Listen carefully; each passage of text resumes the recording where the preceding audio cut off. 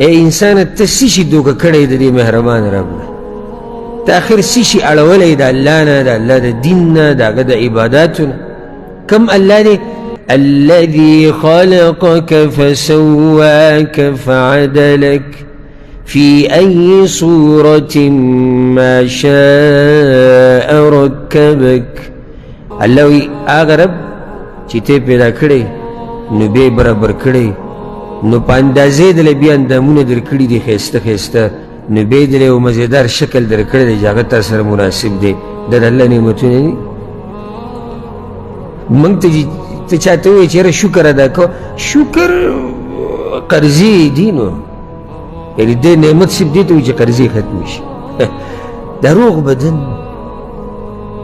دا صرف بهر ته مزه دي، بدن کې که ما تاسو وچیږو که نه بې شمار نعمتونه الله موږ له راکړي. د ټولو نه اوچت نعمت چې الله موږ له راکړی دی هغه د اسلام دا نعمت دی. که یو سړی غریبي، یو سړی بچي نه کېږي، یو سړی بیماري، یو سړی کالغرض په هر قسم امتحان او مصیبت کې پروت وي، دا وړه خبره ده د دې په مخ کې چې الله سبحانه وتعالی یو سړي ته دین نصیب نه کړي. دا ډېره غټه خبره ده. تا ته الله دین نصیب کړی، ما ته دین نصیب کړی. تا ته الله معلوم دی، ما ته الله معلوم دی، تا ته پیغمبر معلوم دی، ما ته معلوم دی، زموږ په ایمان دی. دا لویه خزانه ده زما او تا سره. دا خبره، دا نعمت به جنتیان په جنت کې هم رایې دی چې شکر دی چې الله موږ ته دا لار ښوولې ده. نو څه به وایي دا جنتیان په جنت کې؟ وقالوا الحمد لله الذي هدانا لهذا وما كنا لنهتدي لولا أن هدانا الله. وی شکر د الله دی چې موږ ته لار د دې جنت ښوولې وه، لار د دین راته ښوولې وه، او که چېرته الله دا لار موږ ته نه وی ښوولې نو موږ ته دا لار نه میلاوېده.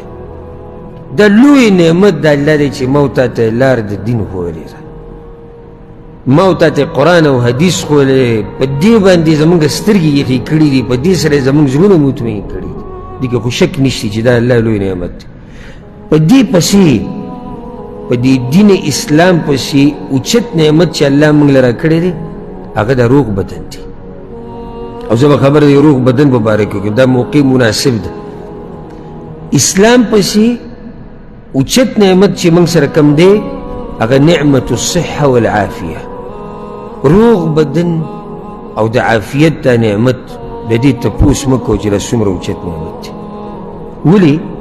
که دا بدن دې روغي نو کم دین طرف ته چې الله تا ته هدایت کړی دی په هغه دین باندې هم صحیح عمل وکړي. او چې دا بدن دې روغ نه وي هلته هم بیا ته کمزوری کېږي.